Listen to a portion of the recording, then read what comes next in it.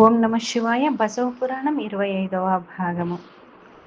జటలకు ఒకరు, ఒడలికి ఒకరు సవతులు పోరాడుతుంటే బాధపడలేక అడవికి పారిపోయి వచ్చావా? చెన్నయ్యతో కలిసినందువల్ల కులం చెడ్డదని లోకులు వెలివేస్తే వచ్చావా? నంబికి పనులు చేసి చేసి అలసిపోయి ఇక్కడికి చేరావా, లేక నన్ను కాపాడాలని ఇలా వచ్చావా? చెప్పు తండ్రి, నిజం చెప్పు. అడవి నిండా ఎన్ని మృగాలున్నాయి. ఎంతో ప్రమాదమైన స్థలం రా తండ్రి. నా వెంట మా పల్లెకుర, మంచి పాలు, పండ్లు, ఇప్ప పూలు, వెదురు బియ్యం పెడతాను. కాదంటే రుచి రుచి గల మాంసాలు తెచ్చి పెడతాను. ఇక్కడ ఒంటరిగా ఉంటే ప్రేవులు మాడి ఆకలితో చేస్తావు. ఈ విధంగా శివుణ్ణి ప్రార్థించాడు. కానీ శివలింగం పలకలేదు. పాపం, దేవుడు శోషపోయినట్లున్నాడు. మాట్లాడే ఓపిక కూడా లేనట్లున్నది. తినడానికి ఏమైనా తెచ్చి పెడతాననుకొని అడవికి వెళ్ళి మృగాలను వేటాడి మాంసాలు కాల్చి వాటిని దుప్పట్లో పెట్టుకున్నాడు. నోటి నిండా నీళ్లు తీసుకున్నాడు. బిల్వపత్రి కోసం పట్టుకోవడానికి వీలు లేక తన నెత్తిన జుట్టులో పెట్టుకొని శివలింగం దగ్గరకు వచ్చాడు. వచ్చి చెప్పు కాలితో లింగాన్ని శుభ్రపరిచి నోటి నీళ్లతో అభిషేకం చేసి తెచ్చిన మాంసాన్ని నివేదన చేశాడు. ఈ విధంగా జరిగిన తర్వాత ప్రతిదినము ఆ శివలింగాన్ని ఉపాసించే ఒక ఋషి అక్కడకు వచ్చాడు.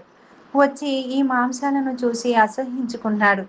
ఎవడో మ్లేచ్చుడు ఇక్కడ అన్యాయం చేశాడు అనుకుని ఆ పదార్థాలన్నింటినీ తోసివేసి శివాలయానికి పంచామృత స్నానం చేయించి వేదోక్తంగా పాదోదకములో చల్లి మళ్ళీ శివ పూజ చేశాడు. మరునాడు ఋషి రహస్యంగా దాక్కుని కన్నప్పుడు మళ్ళీ వచ్చి చేసిన పూజను చూశాడు. చూసి ఇలా అనుకున్నాడు, శివ, ఇదేమి పూజ? ఎట్లా సహిస్తున్నావు దీనిని?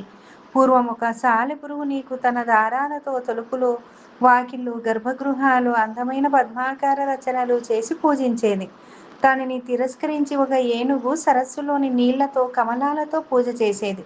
అప్పుడు సాలెపురుగు ఏనుగును చూసి కోపించి దాని తొండంలో గుండా దూరి ఏనుగును చీకాకు పరిచి చంపివేసింది. అలాగే నేను ఈ క్షుద్రుణ్ణి సంహరిస్తాను అని నిశ్చయించుకొని ఒక చోట దాక్కున్నాడు. శివుడు ఆ ఋషికి కన్నపడి ముగ్ధభక్త యొక్క గొప్పతనం చూపాలని నిశ్చయించుకున్నాడు. కన్నప్పుడు మళ్ళీ వెనకటి వేళే శివపూజకు వచ్చాడు. చెప్పు కాలితో లింగాన్ని శుభ్రం చేశాడు. పుక్కిటి నీరు ఉమ్మిసి తన నెత్తి మీద పత్రిని తల వంచి శివుని నెత్తిన పడేటట్లు చేసి మాంసాలు నైవేద్యం పెట్టాడు. అప్పుడు ఉన్నట్లు శివుని కంటిని వెంట నీరు కారసాగింది. కన్నప్పటి కాలి తాకిడికి నెత్తిని గంగజారి కన్నప్పటి పక్కటి నీరు ప్రసాదోదకమై ఈ కంటి నీరు కూడా కలిసి త్రివిధమైన ఉదక ప్రవాహాలు త్రిలోచననుని మేన ప్రవహించాయి. అది చూసి కన్నప్పుడు ఆశ్చర్యపోయి ఇలా అన్నాడు, ఇదేమిటి శివ, నీ కంటి వెంట నీరు కారుతుంది? దక్షాధ్వరం నాడు గౌరీదేవి దహన వార్త విన్న నాడు కూడా నీ కంటి వెంట నీరు కారలేదే? ఎందుకు ఆ దుఃఖము? ఆలు బిడ్డలను వదిలి అడవుల పాలైనానని దుఃఖమా? వంటివాణ్ణి ఇంకా నాకు దిక్కులేదే అని దుఃఖిస్తున్నావా?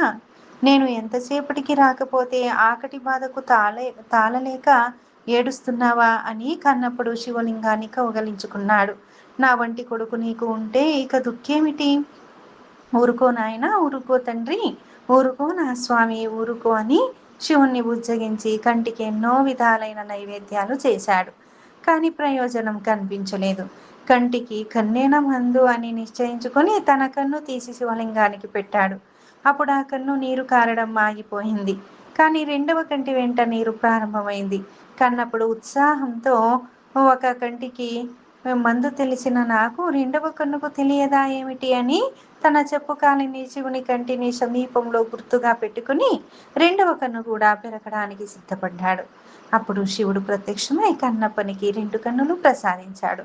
శివుడు కన్నప్పనికి ఇచ్చిన కళ్ళు శివునివి. అంటే కన్నప్పుడు తన కళ్ళతో తన రూపాన్ని ఎదురుగా చూచుకుంటున్నాడు. శివుడు తన కళ్ళతో ఎదురుగా ఉన్న తన రూపాన్ని తానే చూసుకుంటున్నాడు. ఇప్పుడు మళ్ళీ శివుడిచ్చిన కన్నప్ప దేవుని కన్నుల వెంట నీరు కారాయి. అయితే ఇవి ఆనంద బాష్పాలు. ఋషి దృశ్యం చూశాడు. కన్నప్పుడు నీ ముగ్ధ భక్తికి ముందు నేనెంత వాడిని అని కన్నప్పటికి నేలపై సాష్టాంగ నమస్కారం చేశాడు. పైన దేవదుందుబులు మ్రోగాయి. కన్నప్పని భక్తి వలన తిరుకాళహస్తి దివ్య క్షేత్రమైంది. ఏమి కావాలి కోరుకోమని శివుడు కన్నప్పని అడిగాడు. నాకే మోక్షాలు గీక్షాలు తెలియవు, నిన్ను నిరంతరం కన్నులతో చూస్తూ ఉంటాను, నీవు నా కన్నులతో నన్ను చూస్తూ ఉండు, ఇదే నా కోరిక అన్నాడు కన్నప్పడు. శివుడు శ్రీకాళహస్తి క్షేత్రంలో కన్నప్పని కోరికను మన్నించి నేటికి అలాగే నిలిచాడు. సశేషం. సర్వం శివార్పణమస్తు. తర్వాతి భాగం రేపటి రోజున తెలుసుకుందాం. హరి ఓం. ధన్యవాదాలందరికీ. హరి.